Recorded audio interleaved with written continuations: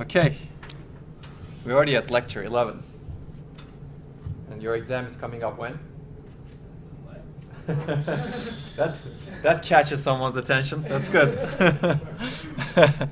I think it's going to be around lecture 18 or so.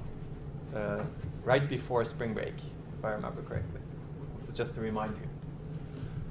Okay, we have a bunch of stuff to cover. I'm hoping we'll finish the precise exceptions today, but I have a little bit from the branch handling that I would like to cover, just to give you an idea of different kinds of branches and how to handle them. But before that, you know this, right? It's due today. We have homework 2, and homework 3 will be out unless it's already up. I can put it up right now. Sure, go ahead. And lab 3 is available online. You know that, right? Well, I hope you guys are doing the readings. How many of you have done at least part of this? That's good. I'd like to see more hands, but how many of you have done all of this? One, that's good. One half hand. It's better than 0 half hands. Okay. We'll be done with pretty much all of this. Well, I guess this reading will put a lot of things together. So please keep doing these readings. Today I'll cover a lot from this reading, implementing precise interrupts. So these are specific for today, but this has material related to today's lecture as well. For Friday and next Monday, we'll talk about virtual memory. We'll take a little detour.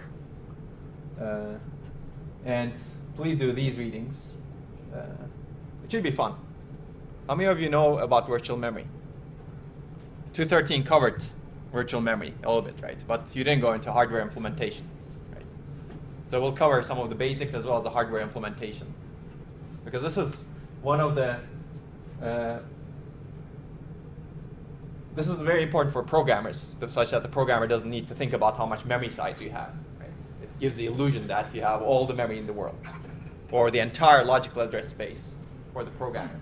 And it's one of the most successful hardware-software cooperative concepts in computer architecture. It needs to be supported by the software, the operating system. It needs to be accelerated by the hardware, because if their hardware acceleration is not there, your computer would run like a dog. Because every address needs to be translated to some other address underneath. So we'll see how the hardware accelerates virtual memory. I guess I'm feeling good today, so we'll have a lab late day policy adjustment. So your total late days have increased to 7. You like that? Okay. This is good for people who have used them or who haven't used them, hopefully. Now you have some leeway. And also, we're not going to be as strict, because I do want you, the most important part of the labs is I do want you to learn the material. And if you've used all of your days, you can still submit. And I would like you to submit. That's very important. But each late day beyond all of the exhausted late days will cost you 15% of the full credit of the lab. Okay? So if you've consumed, I guess, 6 or 7, then you get 0 credit. But don't do that, because then you'll be delayed significantly, right? You're not here for the grades. You're here for learning. So I'd like you to submit, regardless. Yes. A stalled pipeline. That's right. Yes, exactly. Yeah. The longer you delay the previous lab, the longer you'll be delaying the next lab, right? It is a pipeline. Okay. So we were talking about how to handle control dependencies, and we've covered basically everything. I hope you know all of this. I'm not going to cover that again. But one thing I would like to cover is, we've talked a lot about conditional branch prediction, because that was one of the hardest and most common branches. But there are other branches that need to be predicted. Unconditional ones are easy because it's unconditional, and it's always taken, and you have only one possible fetch address. You can do this in the BTB, right? You can actually resolve them very quickly in decode and not even consume space in the BTB, but then you'll have a bubble. Let's take a look at some of these other interesting branches: calls, returns, and indirect branches. How do you actually predict them? These sound a little bit tougher, right? But let's take a look. So if you have a direct call, these are easy to predict. Direct call means basically a call based on program counter plus offset, let's say. If it's called based on a register, then it's called indirect, because you don't know the register value. But if you have a direct call, PC plus offset is the target, then this is always taken because it's a call, and you have a single target only. So you can mark the call in the BTB, branch target buffer, and you can predict the target with the BTB. Right? This is really simple. The difficult part is the return, although it may seem difficult. Returns are indirect branches, right? What you do with a call is you save the next instruction's address after the call into a register. In many ISAs, x86, for example, has a call instruction. You save the next instruction address in a register, and later on you jump to that register, which is essentially a return, or you return to that register. Return R5, let's say. And these returns are indirect branches. And they may have many targets because the function can be called from many points in the code, right? The same function. That's the nice thing about function-based programming. So how do you predict the addresses of these returns? Anybody can take a guess? I have a hint over here. Silence. It's actually fun. Basically, I've already told you. A return instruction can have many target addresses, and that the target address corresponds to the next instruction after each call point for the same function. Right? It turns out these are really easy to predict because programmers usually program this way. You do calls, and then you do matching returns. So it's like a stack. You nest the calls, right? Usually a return matches a call. So if you remember where you call functions in some order. Like you call function 1, and then you do function 2, and then call function 3. The first return matches this call. So you know exactly where to return, right? And the second return you see hopefully matches this call. And the third return you see hopefully matches this call. So you can predict these returns with a simple data structure that stores the the return addresses of the call instructions. Right. You don't even need to know where the return is, actually. You just need to know that you're executing a return. Does that make sense? Assuming this holds. So what kind of a data structure is that, you think? A stack, right? Basically, you want to take out the address that you put in last, which is a last in, first out data structure. So you push the return address over here. Let's say this is address A, address B, address C, the instruction addresses of the instruction that comes right after the return. This is the top of stack. You push A to the top, and then you push B to the top. This is the top of stack pointer. And then you push C to the top. And the next time you execute a return, you figure out that it's a return. It's marked in the BTB. And take the top of stack. It says the previous call's return address was C, so I'm going to use that as a prediction for this return's target. And then you go to C. Right. And then you execute. Does that make sense? That's basically it. That's how it works. Use a stack to predict the return addresses. It's called the return address stack. A fetch call pushes the return address, next instruction's address, on the stack. And a fetch return pops the stack and uses the address as its predicted target.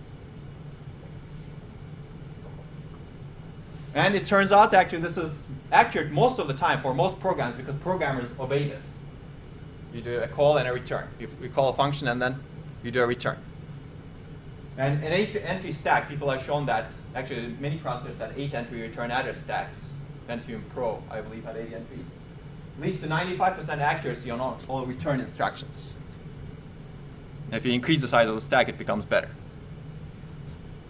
Yes? When it gets full, would it just not put anything in it? Yes, that's a good question. People have looked at policies as to what happens if it gets full, right? Because if you keep putting something, you'll be losing something out. You can keep putting, and you can predict the inner loops, if you will, or inner function calls well. If you don't put anything, if you stop putting things, then you would be getting everything wrong. So there are policies as to what to do.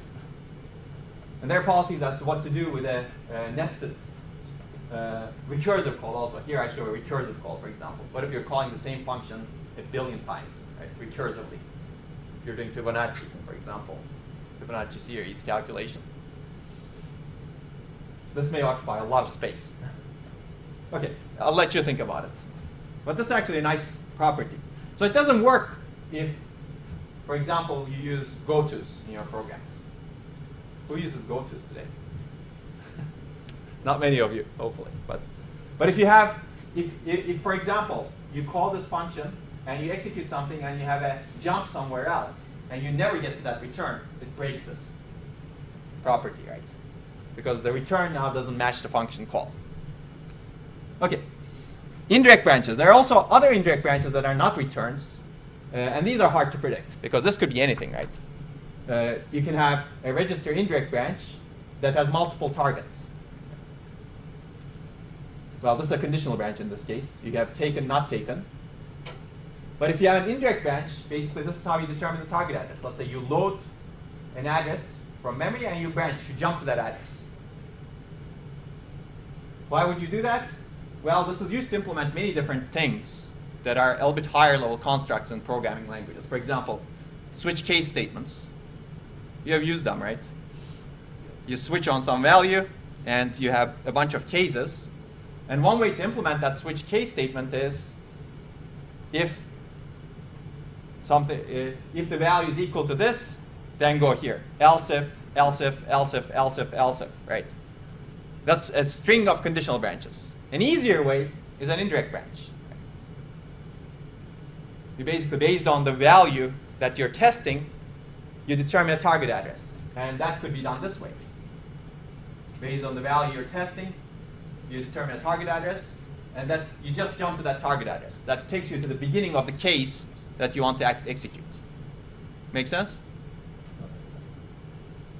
Virtual function calls. You've done object-oriented programming probably, right?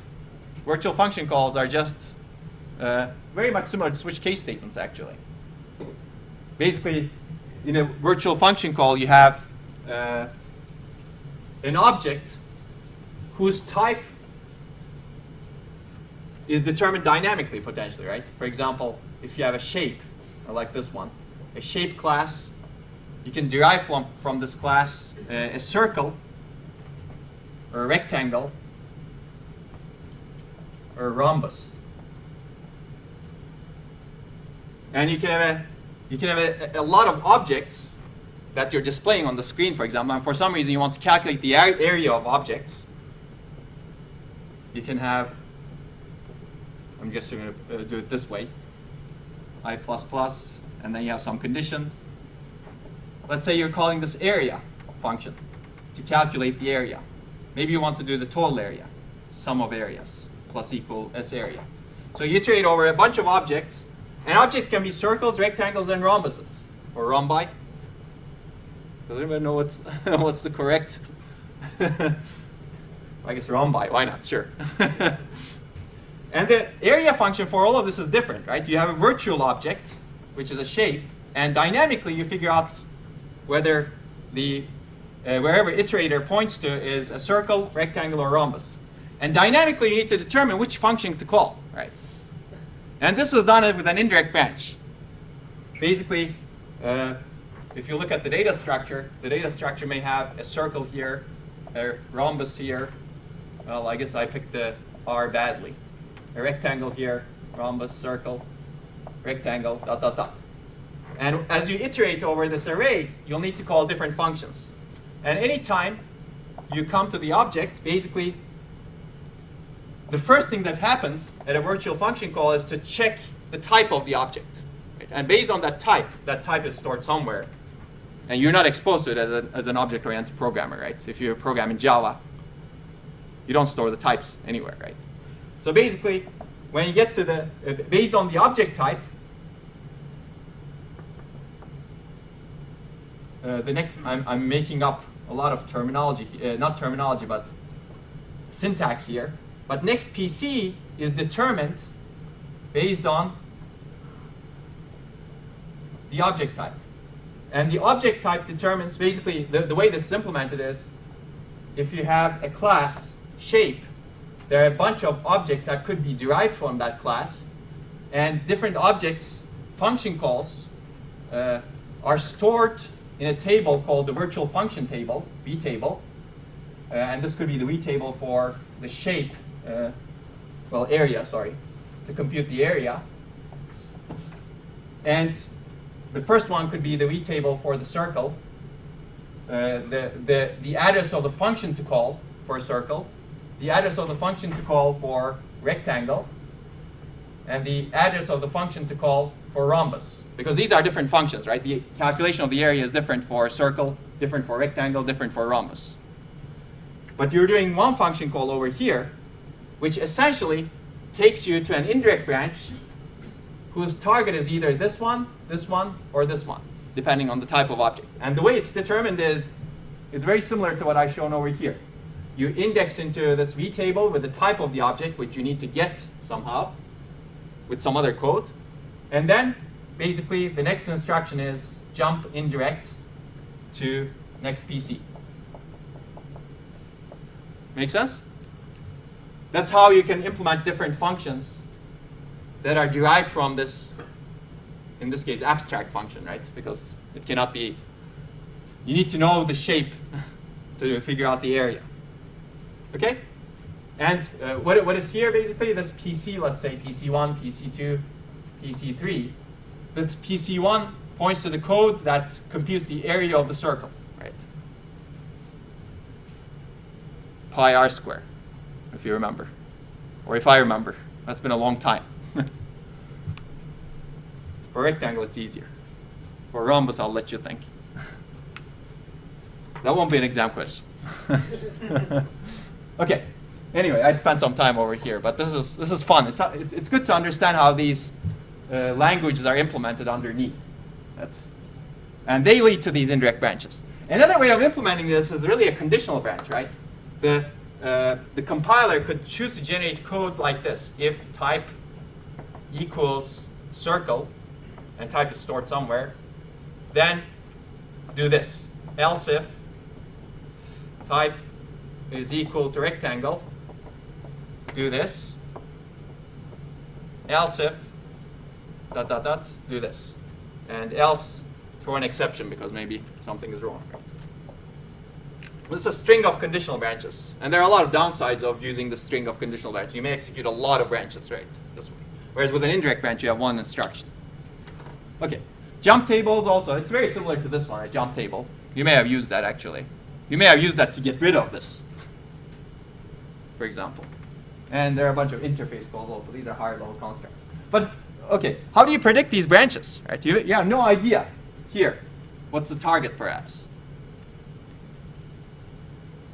Because really, which location you jump to is really dependent on the type of the object. And the type of the object is dependent on how it's stored in this array. Well, I guess the good thing is there's no direction prediction needed, but you need to have target prediction. There are a bunch of ideas that people have developed, and I'll give you some of them. This is a harder problem than conditional branch prediction, in my opinion, because there may be many targets, right? But conditional direction is just two, either taken or not taken. People have looked at predicting the last result target as the next fetch address. Could work if your target stays constant, right? If, for example, if all of your objects happen to be circles, this is great, right? Because the function you're executing is always a function for the circle. It turns out, well, and it's also, in hardware, it's simple. You can use a BTB to store the target address. You don't need any extra structure. Right. The downside, people have found that the accuracy is pretty bad. It's about 50% empirically on average. Because many indirect branches actually do switch between different targets.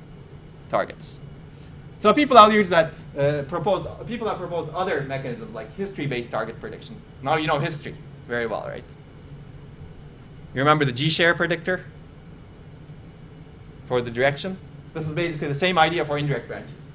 Index the BTB, you store target addresses in the BTB, but to index the BTB, you don't just use the program counter, but also use the history. Well, maybe I shouldn't have deleted all of that. It's basically this. This is the global history register, program counter. You take some bits and XOR them, and then index the BTB. And then BTB gives you a target. The upside of this is now, if your target is dependent on which branches you've executed in the past, you get better accuracy. And people have found that actually there are patterns in code, maybe not in this case. In this case, you're really at the mercy of how the objects are laid out in the array, right? Yes? So is that GHR still with taken, not taken, even though we're talking about indirect branches now? That's an excellent question, actually. People have looked at very different policies. It could be taken, not taken, but it could be also bits from the past few target addresses shifted into the GHR. So you could think of it as a concatenation of previous targets that you see from some branch, shifted and ORed with another target, and shifted and ORed with another target. Does that make sense? And that gives you more information, but it's more work to compute that GHR.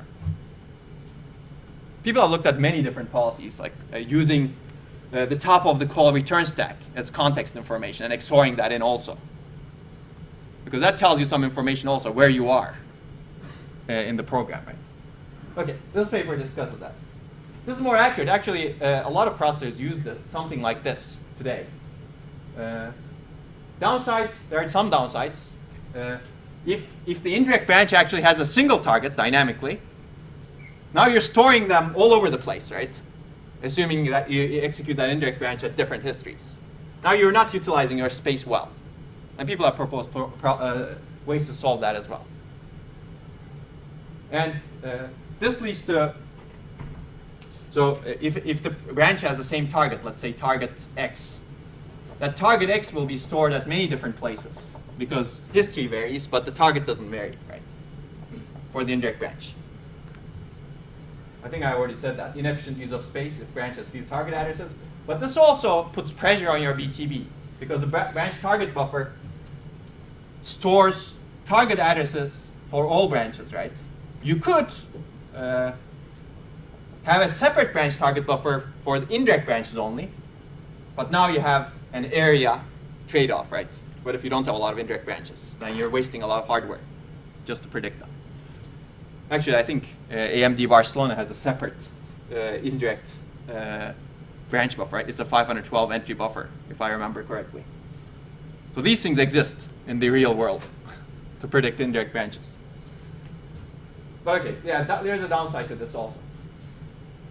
Any questions? This is fun, right? More magic. So there are other ideas. I'm not going to go into this, but this is an idea that I really like.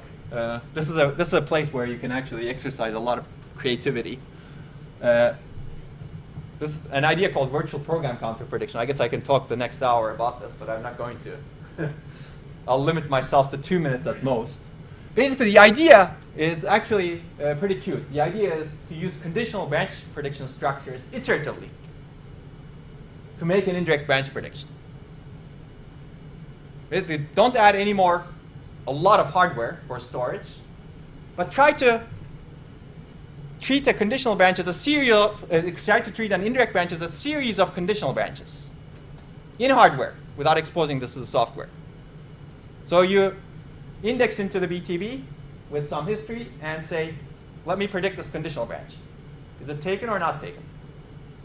If it's not taken, let me iterate again and let me index the BTB and the direction predictor with another history and try to predict the next conditional branch. So what it's trying to emulate is this.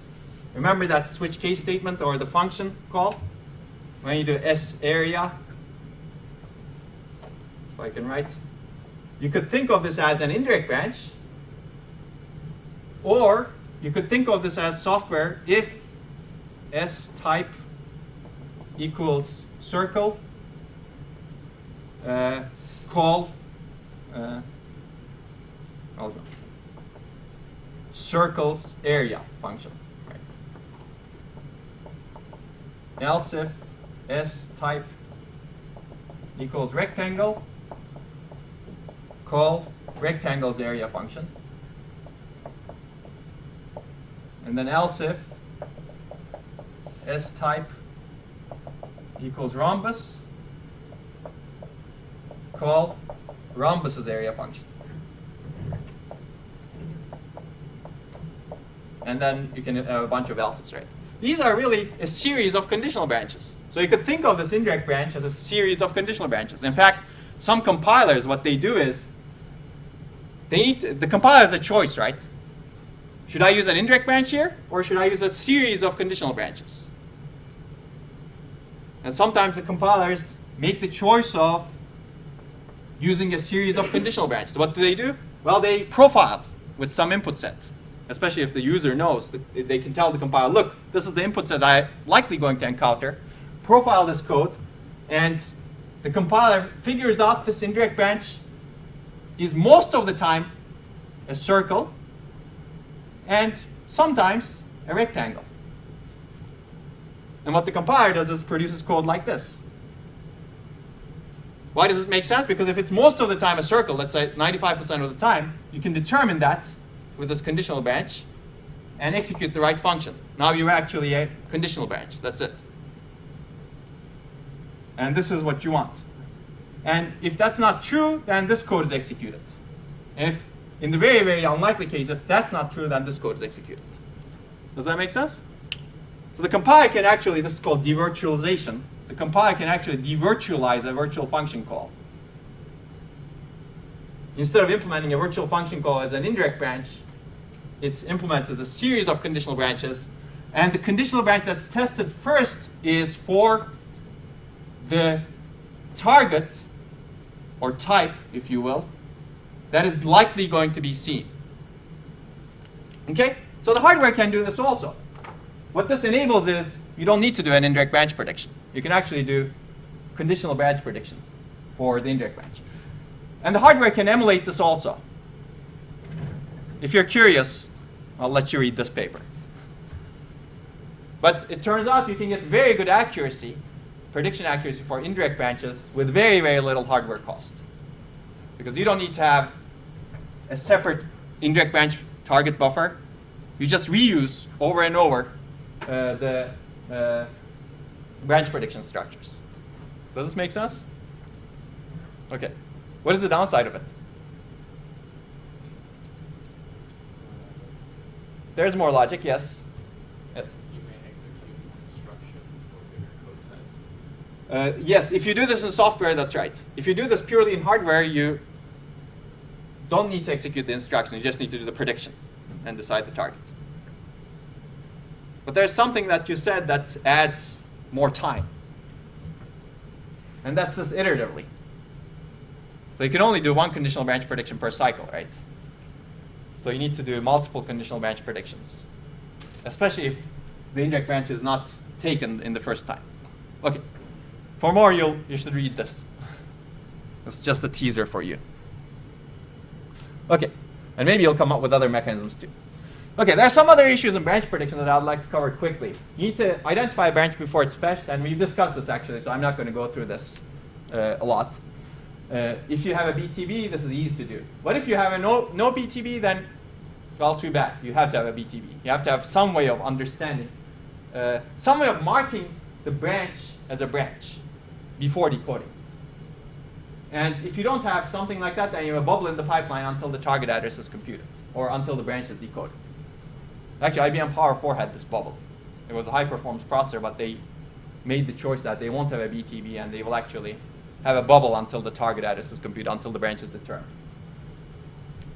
Latency is another important thing. We've discussed this in the last few lectures. You have had questions also. Prediction latency is actually critical, because you need to generate the next fetch address for the next cycle.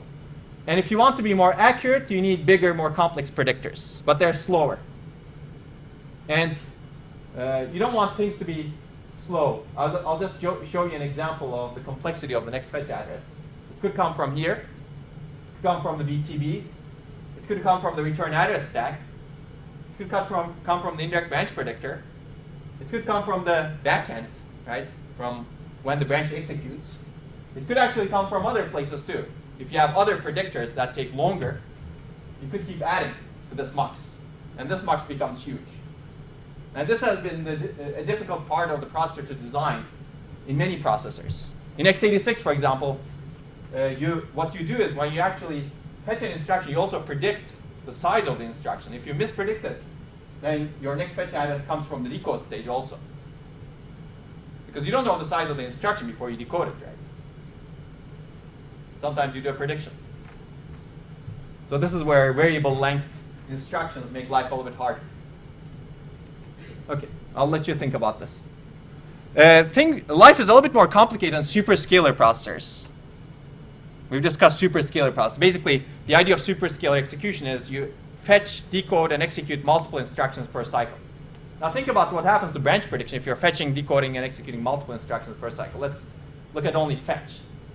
If you're fetching 16 instructions per cycle, all of them can be branches, right? How do you predict that? Because if the first one is taken, then the remaining 15 ones that you fetched, maybe you shouldn't have fetched, right? Or maybe the first one is taken to a place that's in the middle of the remaining 15 ones you fetched. So you need to have logic to ensure that this works. And existing processors that you're using right now have 4 instructions per cycle. Any of them could be a branch. You could have 4 branches. You could have 2 branches. You could have 3 branches. You could have 1 branch. You could have no branches. And you need to ensure that that logic works, regardless of which one of them are branches and where they go. Right? So this actually complicates the fetch stage even more. Basically, here's a very, very simple example. If you have a 2-way superscalar fetch scenario, there are a couple of cases. You can, both instructions are not taking control flow instructions, and the next PC is PC plus 8, assuming the instructions are 4 bytes. In the second case, one of the instructions is a taken control flow instruction. If the prediction is not taken, then you don't have a problem, right? It's straight line code. But if one of the instructions is a taken control flow instruction, next PC is really the predicted target address. But if the first instruction is the predicted taken branch, you need to nullify the second instruction. This is a simple case, actually. But think about fetching 16 instructions per cycle. We'll probably not get to it in this course, but if you take a later course, 740, we'll talk about superscalar processing. And you'll see the difficulties of it. Does that make sense? So we need to handle all cases.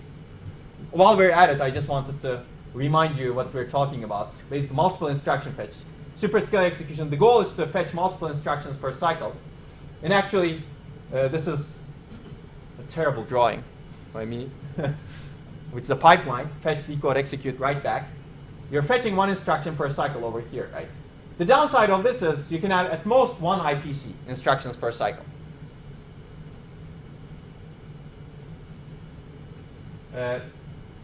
Basically, you cannot finish more than 1 instructions per cycle if you fetch 1 instruction per cycle, right? That's kind of obvious, right? It's kind of obvious, but it's interesting. People have designed machines that try to finish many instructions per cycle, even though they're not fetching more. These are paper machines, but so you want to have a balanced design. And Flynn's bottleneck, this is from Mike Flynn, which we will talk about in a little bit when we talk about SIMD. He's classified the computers in different ways. But if you want to execute more than 1 instruction per cycle, it may be a good idea to fetch more than 1 instruction per cycle. Okay? Basically, the idea of multiple instruction fetch can take place in 2 ways, and we're going to cover both of them later on. Superscalar processing, which we just talked about, in this case, the hardware fetches n instructions per cycle, decodes n instructions per cycle, executes n instructions per cycle, writes back n instructions per cycle. So you can think of that as multiple pipelines put together this way. Of course, these instructions can be control and data dependent on each other, right? So you need to have logic to check control dependence, which we've discussed very, very briefly over here. And you need to have logic to check data dependence between those instructions, such that you maintain correctness. That's superscalar processing. And most processors you use today are superscalar processors. This one is a 4-way superscalar processor, basically. It fetches 4 instructions per cycle. VLIW, which we also discussed, and we're going to discuss in more detail, very long instruction word, it's also a multiple instruction fetch. Except life is difficult for the compiler in this case. In this case, it's the compiler's job to decide which instructions should be fetched in the same cycle. And it's the compiler's responsibility to ensure that those instructions are independent of each other. Make sense? So we're going to cover VLIW in more detail. Again, keeping with the spirit of this course, VLIW, these are different points in the trade-off between the architect and the programmer. Right? Here, the programmer's life is harder, compiler's life is harder, or if you're doing assembly programming, your life is harder. You need to figure out the instructions to put together that can be fetched together with no dependencies that can be executed in parallel. Here, you can throw anything to this hardware and it will ensure that multiple instructions per cycle are executed. Dependencies are detected, branches are handled. Okay? Programmer's life is easier. Okay. Any questions? I don't know if I want to do this review, but hopefully you remember what we've covered in the last few lectures. Before I move on to precise exceptions, let's briefly go over this. We've covered a lot of control dependence handling concepts, so I hope you'll remember all of these well.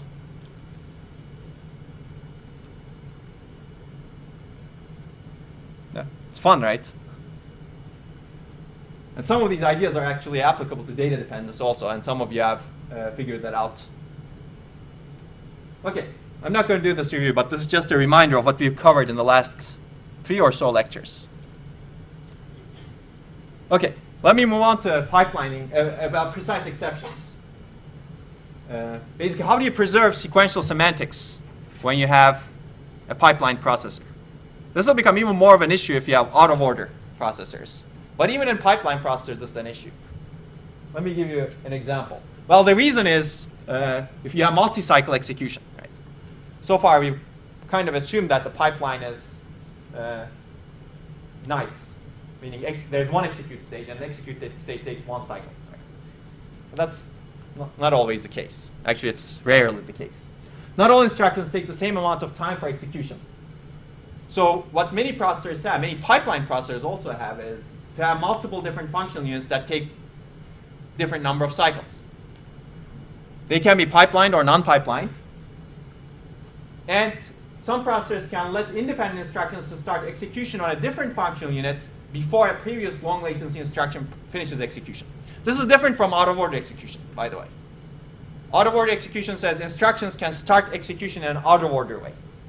You fetch instructions in order, but then the start of the instructions are not in program order. They're in data flow order. And we will see how that's implemented. Think of auto-order execution as when you fetch instructions, it's in program order, but when you execute instructions in data flow order.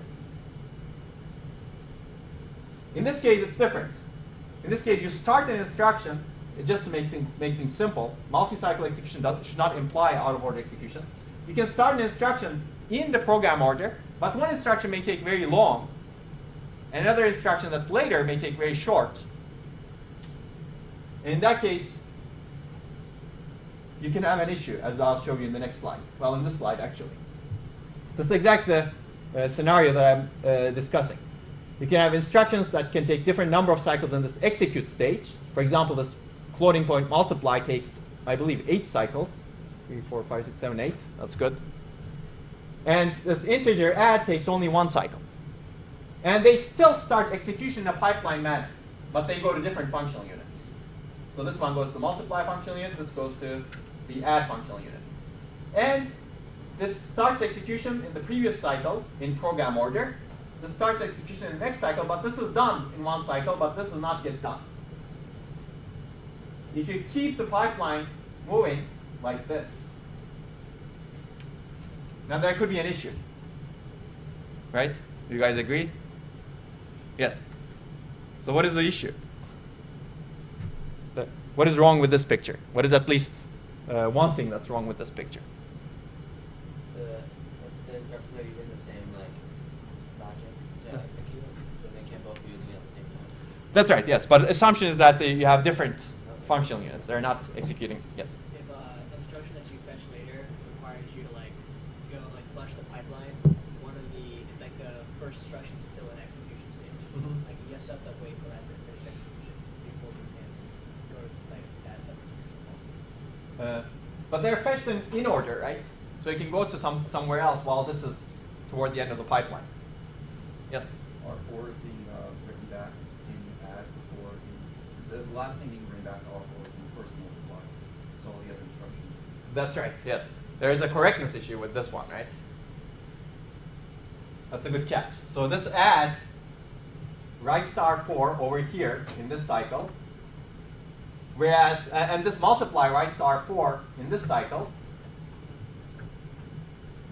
But you have a problem, right? This is the later instruction, and all instructions that's coming after this should really source R4. That's coming from this add. But they will actually source it from the value of this multiply. Why? Well, because we have not written into we have not preserved sequential semantics, basically. That's really what's fundamentally wrong with this picture. We have written to the architectural registers in an out of order manner. Even though we haven't executed instructions, start execution in out of order manner, they all started execution in a pipeline manner. The writing, if you look at the writing part, write result stage, it's completely out of order. So that's one problem with this. There's another problem.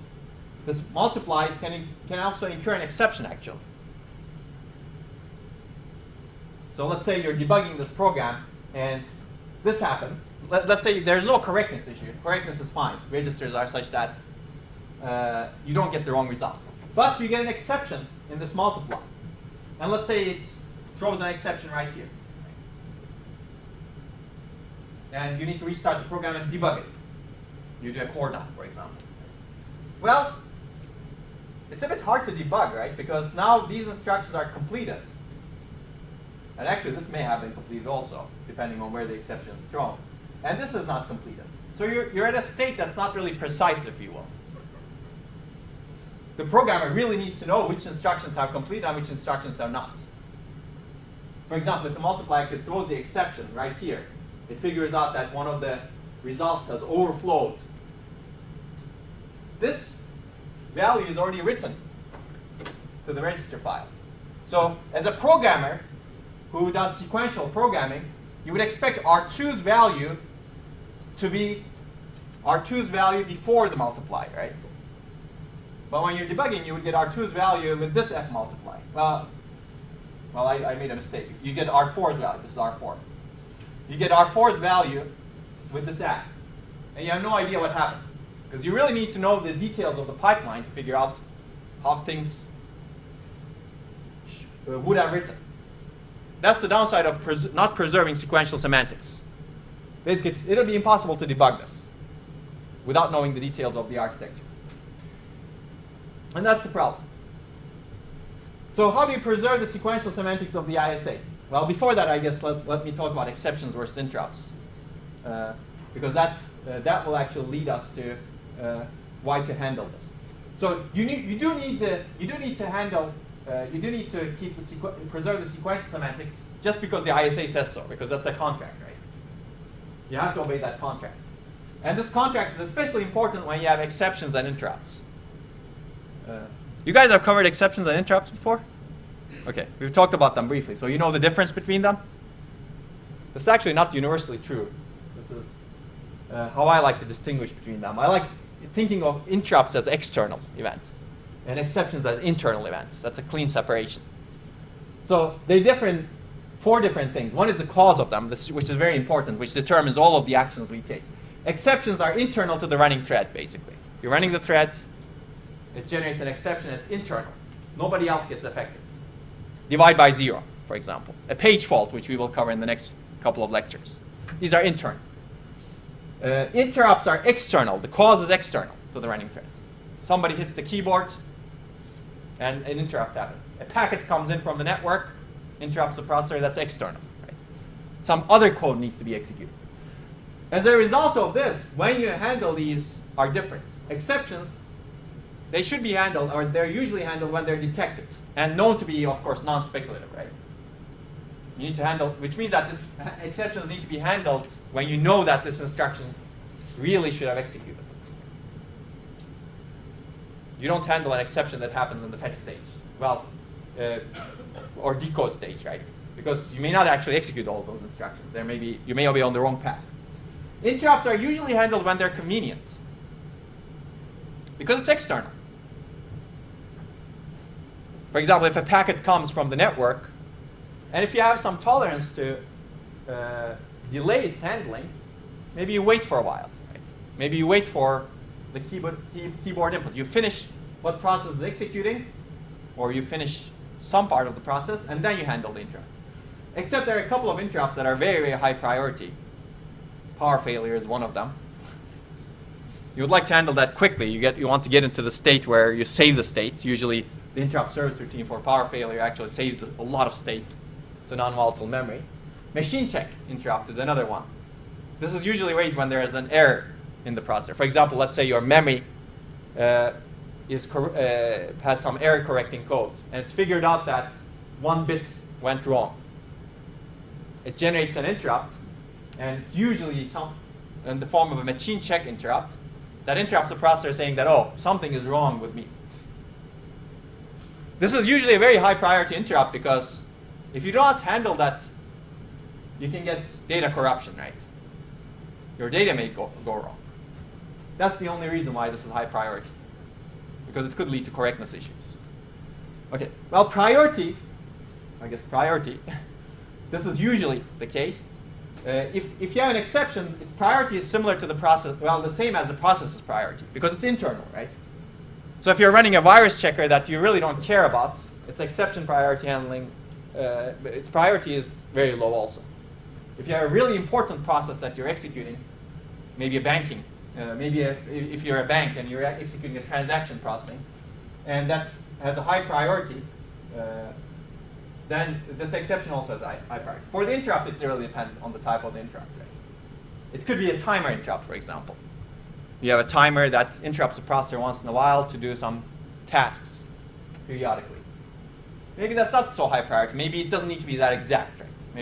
Maybe it's okay if it runs at every 10 milliseconds or every 9.9 milliseconds. Whereas power failure may be high priority. Okay, handling context, this is again the same thing, basically.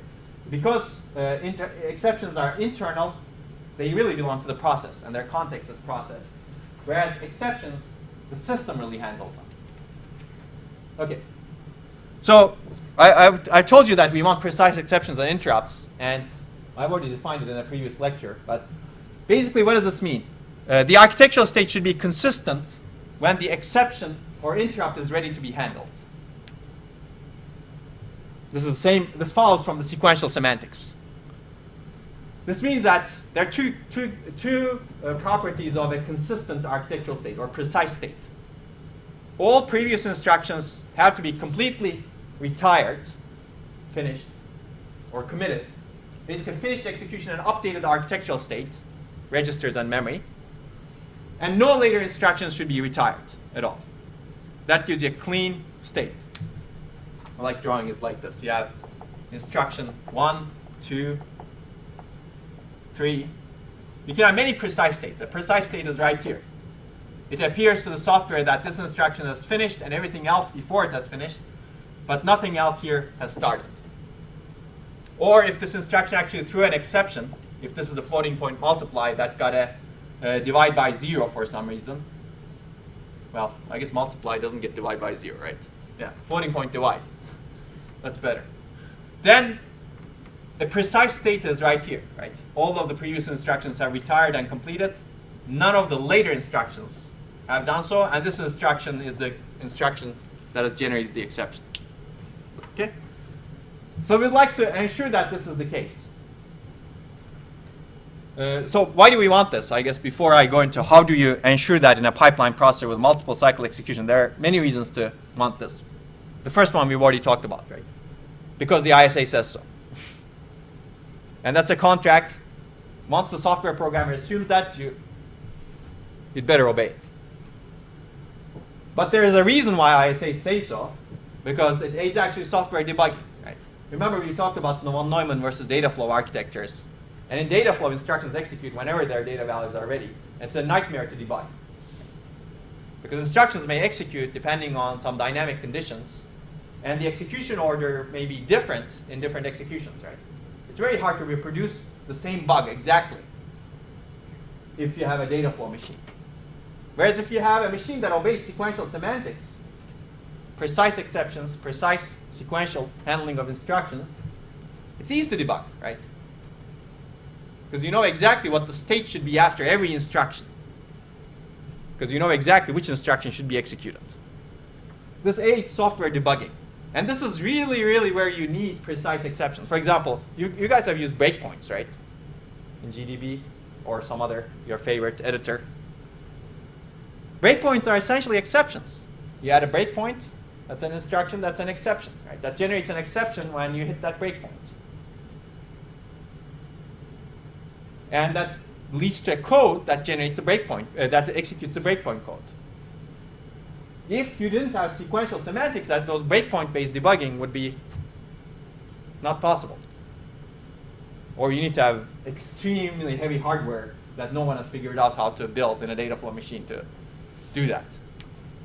Because the breakpoint doesn't even make sense in a data flow machine, maybe. Anyway, you can think about that. It's very tough to think about a breakpoint, because breakpoint is fundamentally a control flow structure, right? Okay, so this is where you really need precise exceptions. But there are other benefits of this. Basically, precise exceptions enable easy recovery from exceptions. So if you have an exception like a page fault, you can handle it if you don't have precise state, but precise state makes it easy. Because you know exactly where you finished.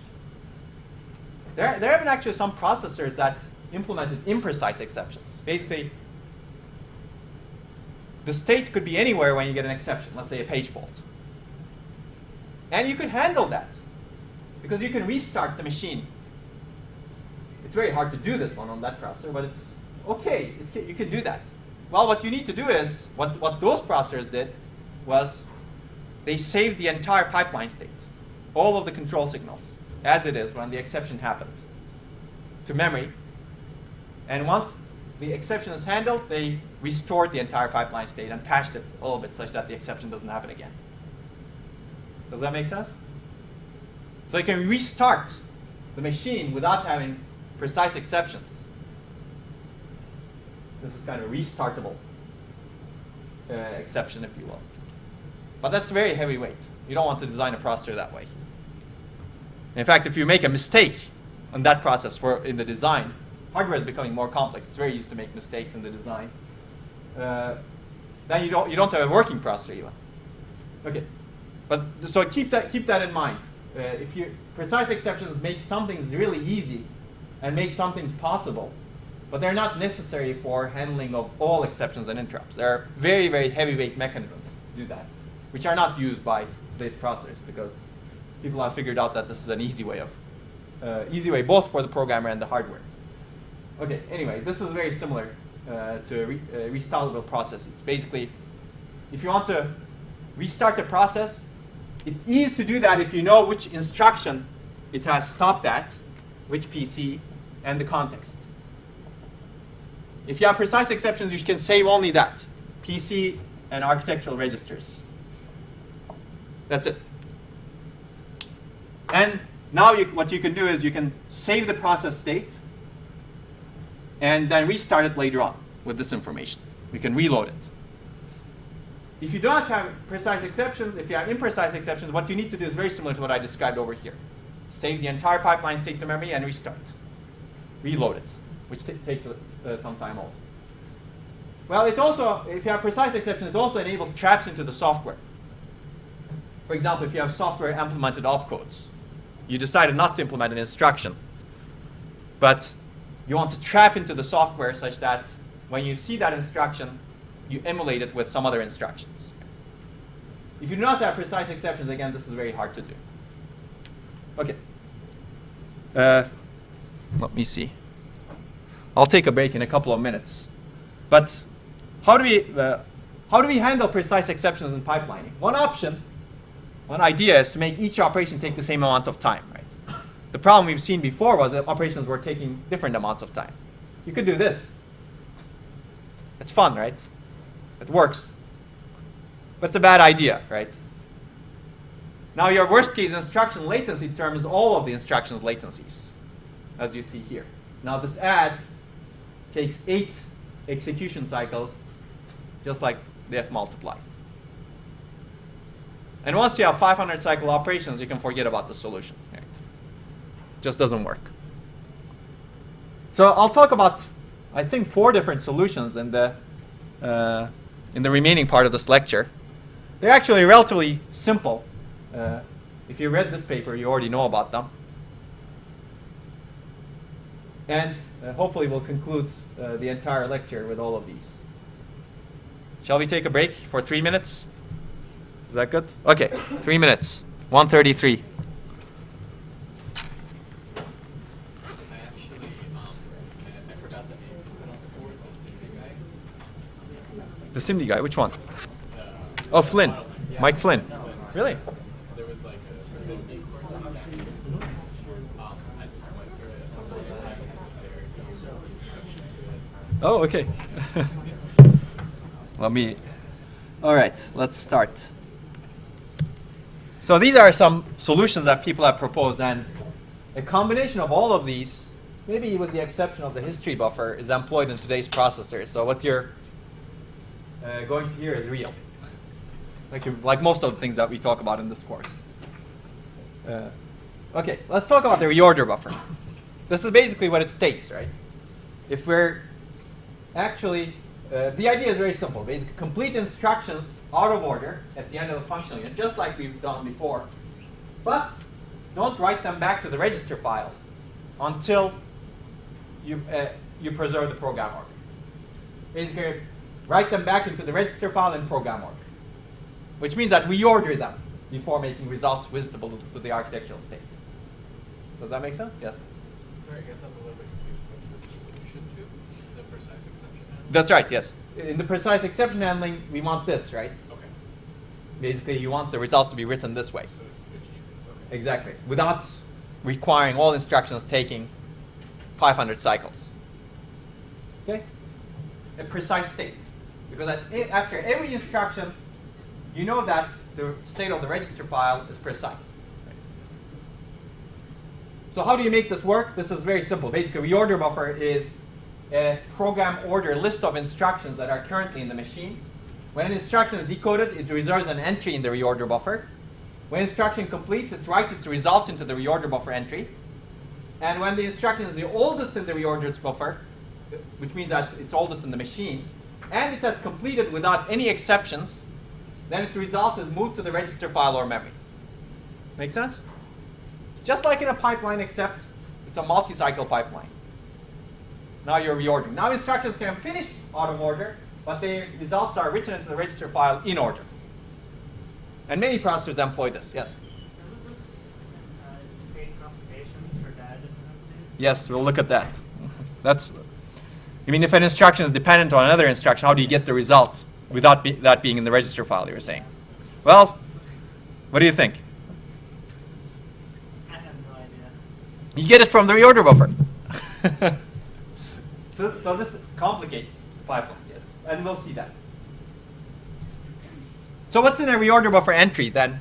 Basically, you need to have all of this actually. You need to have a valid bit saying whether the reorder buffer entry is valid, which means that there is an instruction that is in it, because remember, every decoded instruction allocates an entry in the reorder buffer. And this is a program order list of instructions that are currently in the machine. So you can think of this as, for example, Pentium 4 had a 126 entry reorder buffer. And this is the head, this is the tail, let's say. These are the instructions that are currently in the machine. And basically you have a valid bit saying these are not valid, right? It's simple. Of course, you need to know the destination register ID. You need to know the register value if it's present, if the instruction is written to it. Basically, you need to have a valid bit, whether the register has been written to. You need to keep the stores here also, because you can write to memory as well, right? And you don't want to write to memory out of order. You want to write to memory at the in-program order. So you need to have the store address, store data, program counter of the instruction. You need that actually to handle the exceptions. We'll get to that, but you need the program counter of the instruction because you need to know, after handling the exception, where to go, right? Actually, this could be PC, next program controls. And you need to have a bunch of val bits for this register, data, store data, and a bunch of control bits that I don't describe here. Does that make sense? Basically, it's a structure that summarizes what's happening with the instruction that's in the machine, especially related to the data values. Okay, you need to have val bits to keep track of the readiness of the results, either a register or memory result, and that's lumped into here. Exception, I have a field here saying that has it caused an exception anywhere in the pipeline? Because remember, the exceptions, you need to handle them in program order also. Otherwise, they could be speculative, and you don't want to have a speculative exception. Okay? Okay, so how does the pipeline look like? The nice thing about this is now you've decoupled when you finish an instruction and when you write it to the architectural state. Basically, results are first written to the reorder buffer, then to the register file at commit time. And when does commit time happen? Commit time happens when the instruction is at the head of the reorder buffer, the oldest instruction in the machine, when it has completed, and that's it. Right? It's the oldest instruction machine that has, in the machine that has completed. So the execution looks like this now. Nice, right? So now you have sequential semantics. Now, what are the complications? As you pointed out, what if a later operation needs a value in the reorder buffer later? For example, you've written this instructions result into the reorder buffer, but not to the register file. And during this time period, well, actually, let's pick this one. Maybe you've written this instructions result into the reorder buffer. It's written here, and the next instruction you fetch actually needs it right here. But it's not in the register file. Well, the idea is to read the reorder buffer in parallel with the register file. Basically, you can think of reorder buffer as a separate register file, actually. It just holds the speculative results. Holds the results that have not been written to the register file yet. Holds the results that the programmer should not see. You can think of this as the architectural register state that the programmer can see, and this as the microarchitectural speculative state that the programmer cannot see. Because what you're storing here is really the registers. Ignore the memory for a while. What you're really storing is registers, right? Which instructions write into which register, and what's the value, and has it written yet? Okay? So now the pipeline has become more complicated, though, because if you do want this forwarding, this is a kind of forwarding, if you will. If someone has written to the reorder buffer, you'd like to get the value. Otherwise, you need to stall the pipeline. But even to stall the pipeline, you need to figure out whether someone has written to the reorder buffer. Basically, you can do this. Access the register file in the reorder buffer. This access is not that simple, though, right? What if you have register 2 in both places? I'll let you think about that. But there's another bypass path over here also. You need to get the latest version of register 2, if you will. So if you have a register 2 over here, well, you need to do some scoreboarding. There's a val bit, perhaps, let's say. If it's invalid, then the result must come from either the reorder buffer or the bypass path. And you need to have a selection logic that picks one of them, right? And this has become a little bit more complicated. So reorder buffer is actually a content addressable memory. It's not like the register file. Because the register file contains one copy of the register, right? Whereas reorder buffer, you may have fetched a lot of instructions that are writing to R2. Remember the right after read dependencies? They all occupy space in the reorder buffer, and they're all writing to register 2, except in different times. And they may already have written to register 2. Well, so how do you figure out the value of register 2? Let's say you fetch an instruction that actually reads register 2. It's not valid in the register file. It's somewhere in the reorder buffer. You need to pick the register 2 that is the youngest. Basically, the youngest instruction that is writing to register 2. You got to get the value from that. So let's say this is writing to register 2. This is also writing to register 2. This is also writing to register 2. Let's assume all of them are valid. And have they written to register 2 yet? Yes, yes, no. And what's the value? I guess some squiggly things. This is the oldest, and this is the youngest instruction. Newest one you fetched. If an instruction comes that's fetching from register 2, you better pick this one, right? You don't want to pick this one because this is all in order, in program order.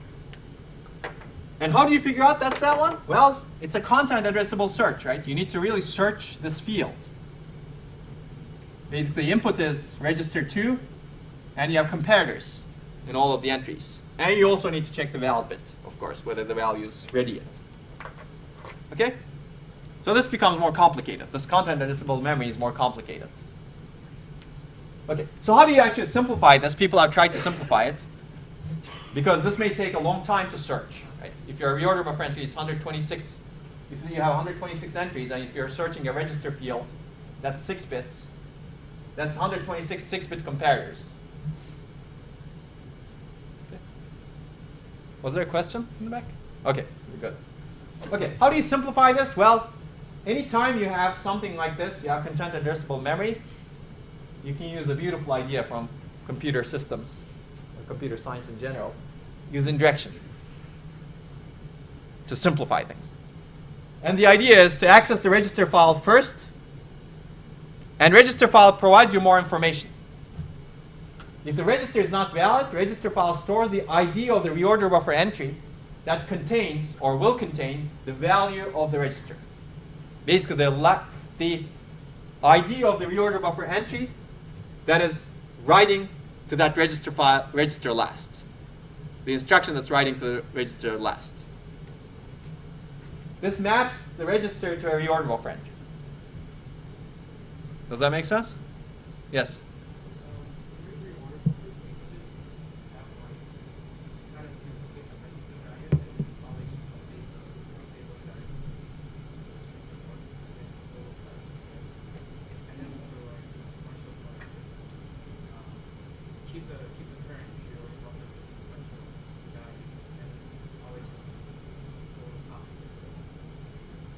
Well, you need to preserve the sequential semantics, and you need to preserve the data. You can optimize the structure, but you have to have an ordering of instructions, and also definitely the data value associated with them. Oh, for the most recent value, you're saying? Maybe, yeah. Maybe you can have another structure that has the most recent versions, right? That's possible. You can optimize things. I agree. Yeah.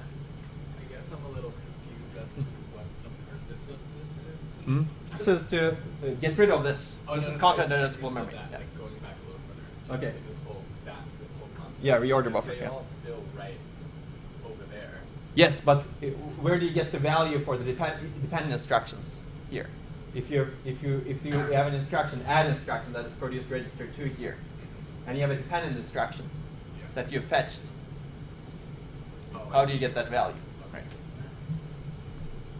It's somewhere in the reorder buffer. It may have been done, but you need to access it. Right.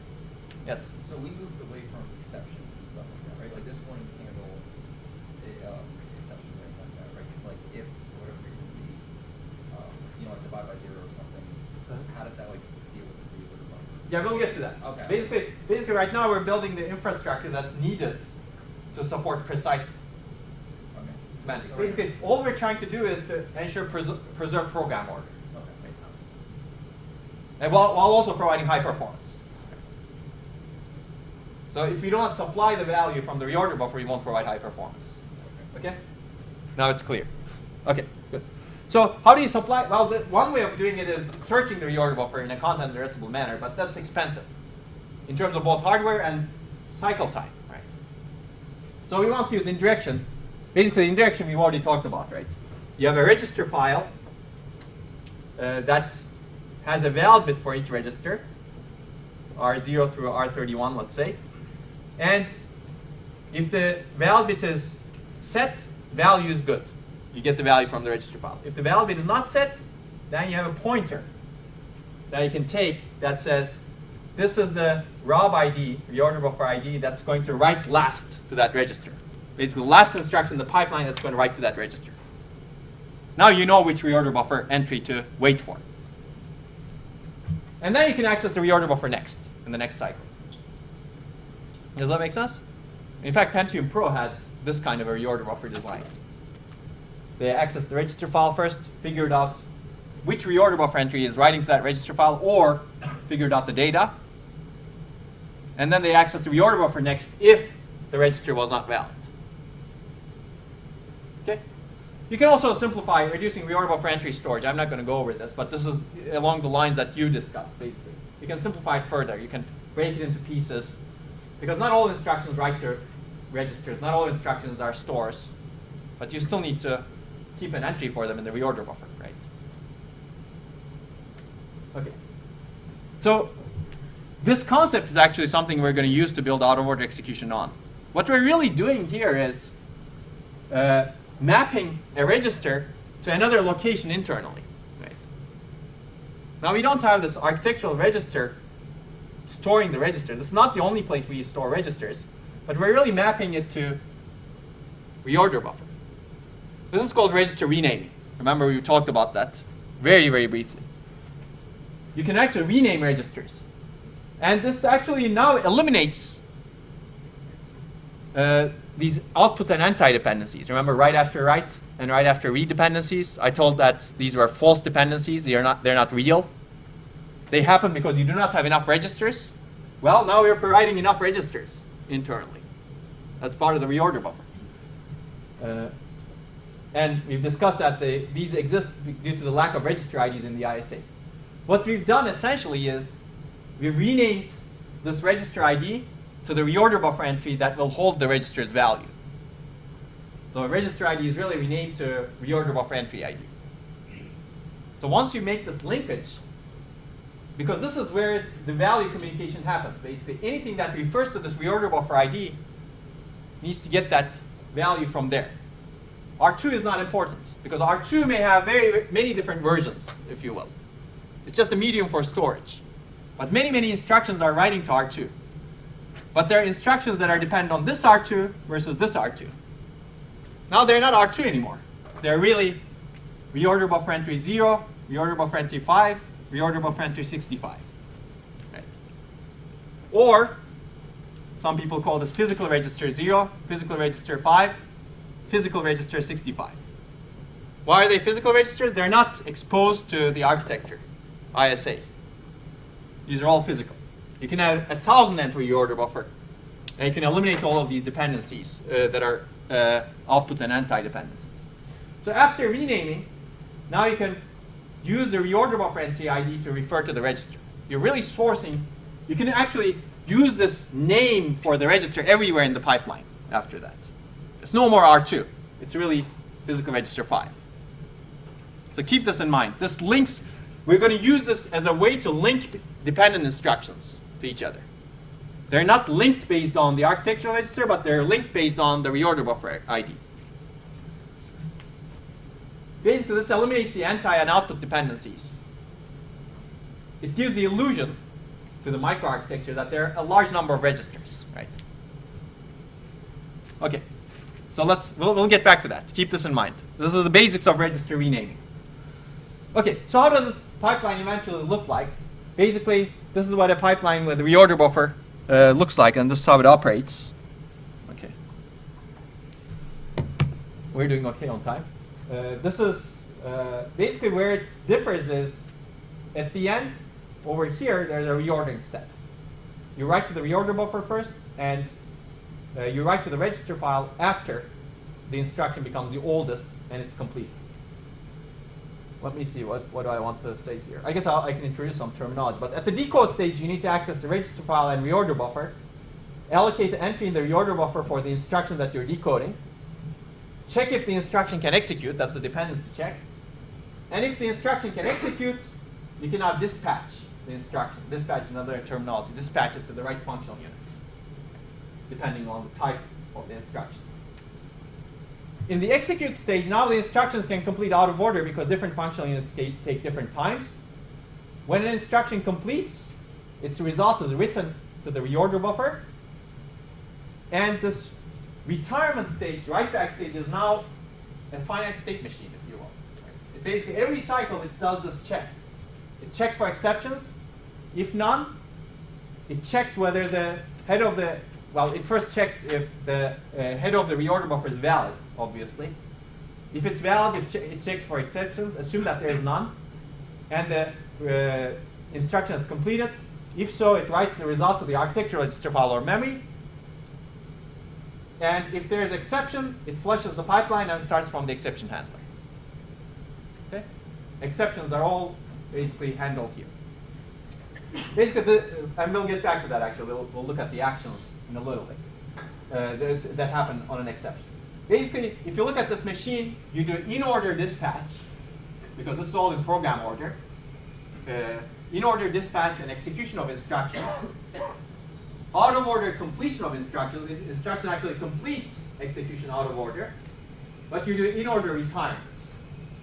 Basically, the instructions retire, update the architectural state in program order. Okay, this is nice. So let's take a look at the advantages. It's actually conceptually pretty simple, right? If things complete out of order, reorder them. That's basically it. Reorder them in the order that you fetched. And it can eliminate false dependencies, as we've discussed. It does register renaming. Disadvantages? I think you've seen a couple. Basically, you need to access this structure to get the results that are yet to be written to the register file. And there are two ways we've discussed. It could be either content addressable memory or indirection. Either way, complexity increases. Complexity is much higher over here, of course. But latency increases also. Latency is higher with indirection also, because you need to access one structure first and then the other structure next. So other solutions try to eliminate these disadvantages. Now let's take a look at some of these. Everybody clear on the reorder buffer? It's simple, right, conceptually. Let's take a look at history buffer. This is actually a nice idea, but you'll see that there are some downsides to it. Basically, history buffer says, well, one problem with the reorder buffer is this, right? If you want to eliminate this problem, you can always update the register file, right? And find some other solution for the precise or sequential semantics, precise exceptions, right? And the idea of history buffer is exactly that. Whenever the instruction completes, update the register file. But have the ability to undo those updates when an exception occurs. So when the instruction is decoded, it reserves a history buffer entry. History buffer, you could think of it as reorder buffer, similar. When the instruction completes, it stores the old value of its destination to the history buffer. If it's writing to register 2, for example, first it reads register 2, gets the old value, and stores into the history buffer, and then writes the new value it produces. For interrupts, the history buffer entry is gone, because you've already written the result to the register file when the instruction actually completed execution. Right? But if the instruction is the oldest and there is an exception, it's generated an exception, now you use the history buffer to undo everything that you've done. Does that make sense to everyone? Basically, old values in the history buffer are written back into the architectural state from the tail to head. Architectural state meaning registers and memory. Because many things may have completed out of order, but what you're doing is you're undoing all of those things that you've completed after this instruction. Kind of nice, right? And now the pipeline looks nicer. Because now the pipeline flow, the data flow is just like before. You never read the history buffer unless there's an exception. All of the results up to date in the register file. Or they come from the functional units. Right? The advantage is that, basically. The register file contains up-to-date values. History buffer access never comes into the critical path of execution. It's only used for exceptions. But there's a disadvantage. I wonder who can tell me the disadvantage while I eat my lunch.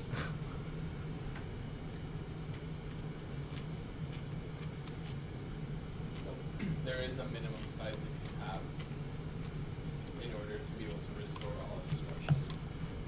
Minimum size of the history buffer? Yeah, so that if like after it was written to the history Mhm. buffer, you need to redo those changes. That's right. You need to have definitely a size. But that's actually very similar to the reorder buffer size. You only need to have the instructions that are currently in the machine. So I've lied to you. I've lied to you saying that it doesn't change this part of the pipeline. It does actually add a serious change. What is that? You need to populate the history buffer with some value, right? Which is the old value of the destination register. Which means that you need to read it for every instruction. Right? Normally you don't read the destination register of an instruction, right? You read only the source registers. But now, because you don't want to lose the old value in the destination register, you better read it first. Which means that if you have a 3-address machine with 2 sources, normally you need to have 2 register file ports, right? To read the 2 sources. Now you need to have 3. Because you need to read the destination register as well. And that actually increases the cost a lot in this part of the pipeline. That's one of the big disadvantages of this solution. The other one is you need to unwind, because the ports of a register file, which we will talk about later when we talk about memory, determines its access time, complexity, power consumption, area, everything. If you add one more port, it becomes more expensive. Basically, the rule of thumb is you're increasing the complexity of the register file by at least 33%. Well, the other downside of this is the complexity of recovery is a little bit long, actually. Because with the reorder buffer in the previous solution, recovery is easy, right? You just, if you have an exception, you basically get rid of all of the entries, flush the pipeline.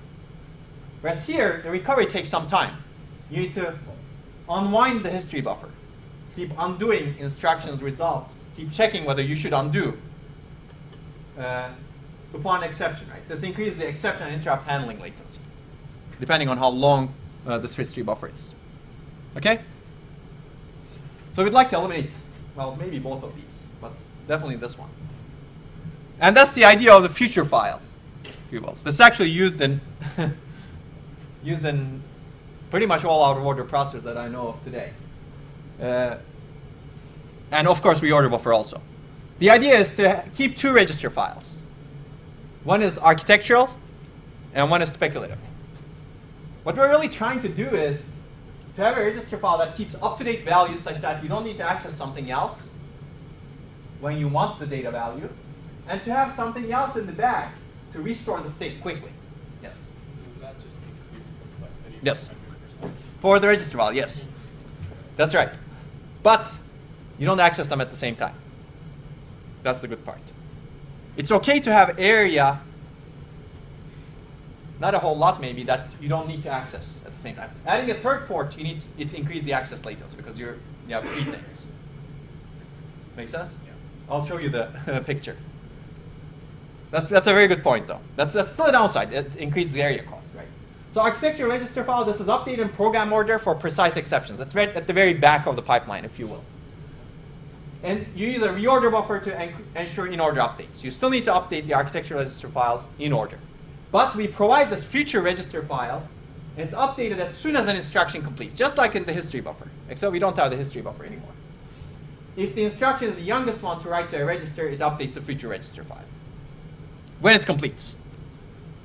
And the purpose of the future file is to have fast access to latest register values and speculative state. It's also called the front-end register file in Pentium 4. Architectural file is used for state recovery on exceptions. This keeps the architectural state. It's also called the back-end register file. Okay, this is what it looks like basically. Future file contains the latest values. You have a reorder buffer at the end, and you update the architectural register file. This is really what your software wants the state to be. It's all sequentially updated. This is updated when the instruction completes execution. And when you have an exception, let's say, when you figure out the oldest instruction in the reorder buffer has generated an exception, what you do is flush the rest of the reorder buffer and copy the architecture register file to the future file. That's it. because this is updated in program order.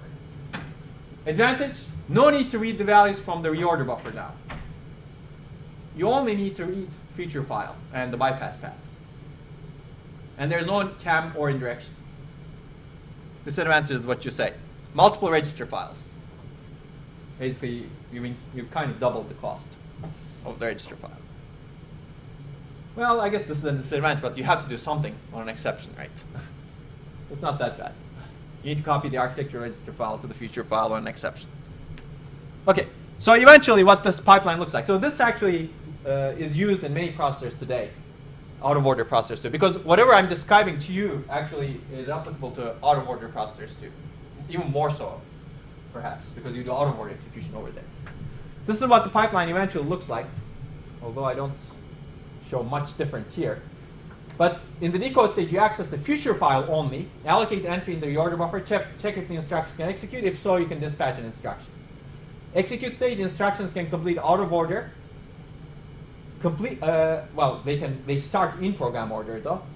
Completion at the end over here, the result is written to the reorder buffer as well as the future file.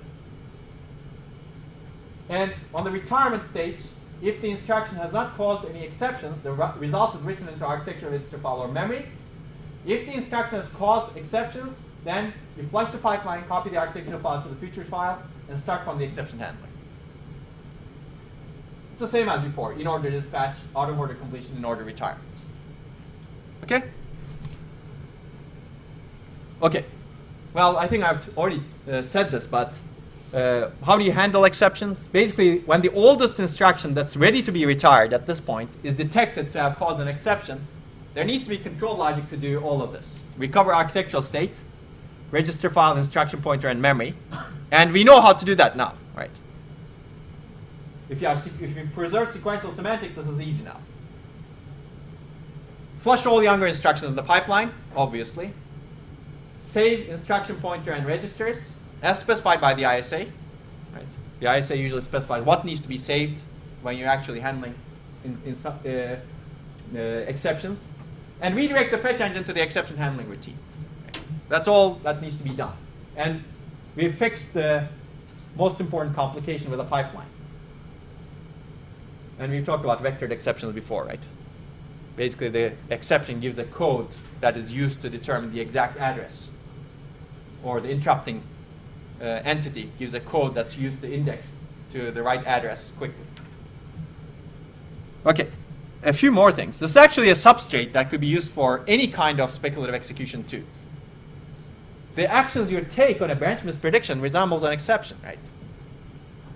Because all instructions, all misspeculated instructions after the branch need to be flushed, and you need to have the architectural state just like at the end of the branch. Right? You need to have precise state right after the end of the branch, and then you fetch from the next path, the correct path. Well, the difference between them is a branch misprediction is not visible to software, but you still need to ensure that it's correctly handled.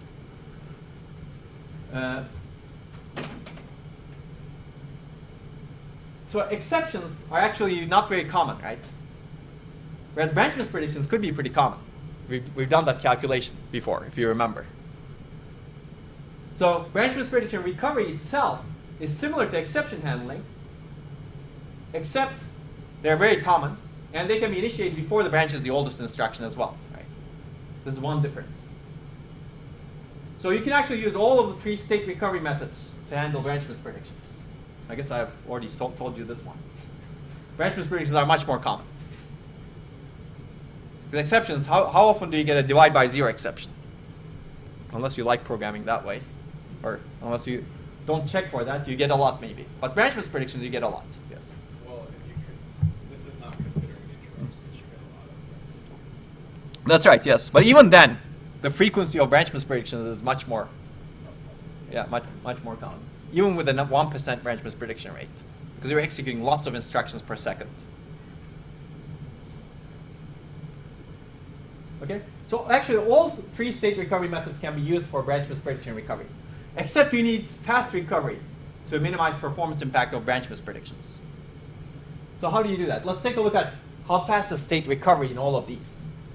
So latency of state recovery affects how exception service latency, because you need to recover the state to service the exception. Interrupt service latency, obviously, the same thing almost, except their causes are different. And latency to supply the correct data to instructions fetched after a branch misprediction, right? Because you need to first recover the state such that the instructions that you're fetching. So these are actually two different things, right? You know which instructions to fetch. So you can start fetching in the front end. But your state recovery, your data may not be ready because you need to recover to the precise state. So these are different things.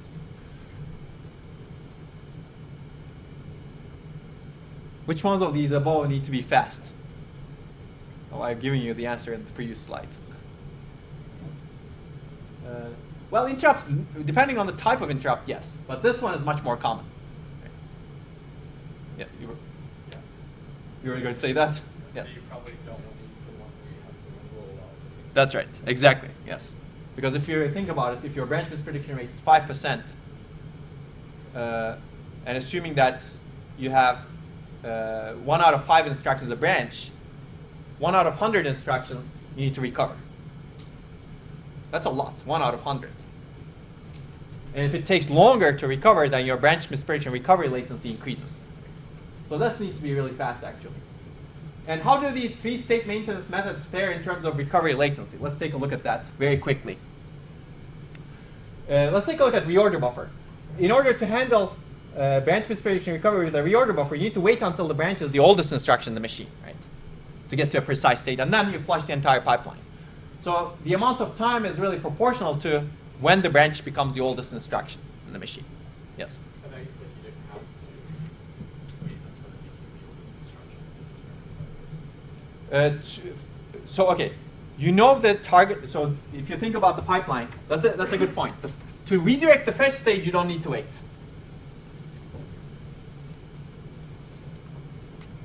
So you have a fetch stage, and then decode stage. This is where you access the register file, and you have the reorder buffer here. Okay. When the branch is mispredicted, it may not be the oldest instruction. You can redirect the fetch stage, right? You can say next PC, the correct PC is actually this one. But now you've fetched from the correct path. You have some instructions that are coming from the correct path. They need to read the correct values. Those values need to be the state right here. They cannot read whatever came after the branch. Wouldn't it be whatever's actually the architectural state? Because everything that you've done. Oh, because Yes. it has to be before the branch. Exactly, That's correct. exactly. All of the instructions before the branch need to have retired. So that's why you can redirect the fetch engine. So there are 2 actions you need to take. Redirect, fetch, and recover architectural state. You can do this first, but you need to wait until this happens, such that the instructions can move. That's why you need to wait until the branch is the oldest instruction in the machine, just by how reorder buffer works. Okay? History buffer, well, this takes a while, right? Again, you can redirect the fetch engine, but you need to undo all instructions after the branch by rewinding from the tail of the history buffer until the branch and restoring old values one by one to the register file. Until that happens, you cannot keep moving the pipeline. And of course, this is true for all of them. You need to flush instructions in the pipeline.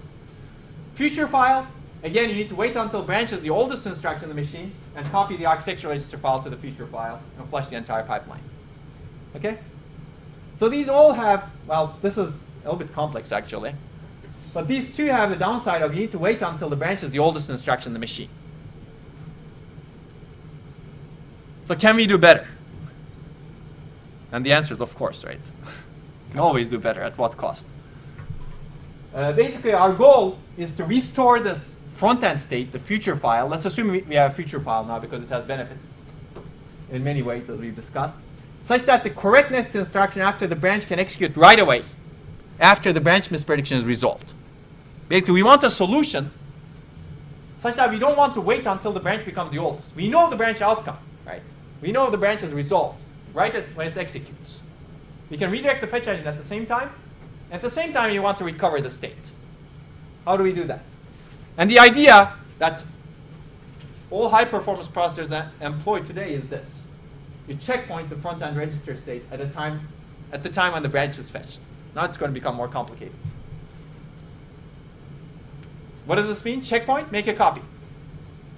So when you fetch a branch, make a copy of the front-end register state, future file. And keep the checkpointed state updated with the results of the instructions older than the branch. Well, I have something like that over here, but let's do it. You have branch, and you have a bunch of instructions that are older in the pipeline. When you fetch this branch, what you do is you copy the future file. Now you have a future file for branch 1, let's say. You should have hardware for that. And you have the real future file that's being read. You copy all of them.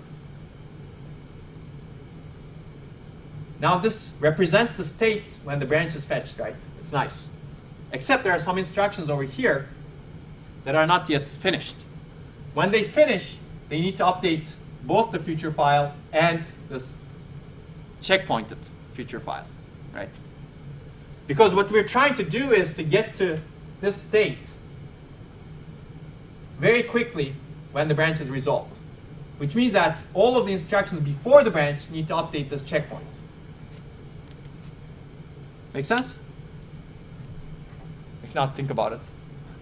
And this was proposed in this paper in 1987. And this is employed in many processors today. Basically, when a branch is decoded, make a copy of the future file and associate it with the branch. When an instruction produces a register value, all future checkpoints that are younger than the instruction are updated with the value. This way you can support multiple branches, by the way. Whenever you have branch 2 fetched, what you do is you take the front future file, generate another checkpoint, future file for branch 2, or checkpoint for branch 2, register file checkpoint. You need to do this so that the values are correctly supplied to the right checkpoint. When a branch misprediction is detected, now this is where this will be useful. What you do is you restore the checkpointed future file for the mispredicted branch when the branch misprediction is resolved. That's it. You take, if this branch is mispredicted, you take this future file, checkpoint, copy it to the future file. That way you have all the values right here. Right. Does that make sense? And you flush instructions in the pipeline younger than the branch. That way you don't need to wait until the branch is actually the oldest. There may be instructions before the branch. Well, they've already updated all of these checkpoints. Right? They've already updated what they need to update here. If they have not updated, that's fine.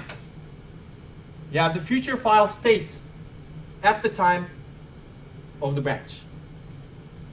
Kind of nice, right? This may require some going through on your own if you want to make sure that this works, but it does work. Okay, and you deallocate the checkpoints younger than the branch because you're flushing the pipeline, right? Okay, I'll let you think about the advantages and disadvantages, I think. But the biggest advantage is now you don't need to wait until the branch is the oldest in the machine to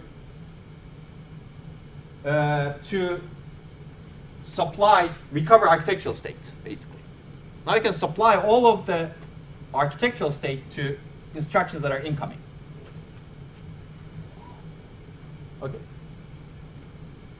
This may be a good place to stop, since it's already 2:20. Any questions? I think I've covered everything I wanted to cover, almost, except for 2 slides. But we're going to get back to memory anyway. I'll leave you with not only this, advantages and disadvantages, but also what happens to memory. We've talked a lot about registers. Memory needs to be handled too. Okay. And have more food, actually, if it still exists outside.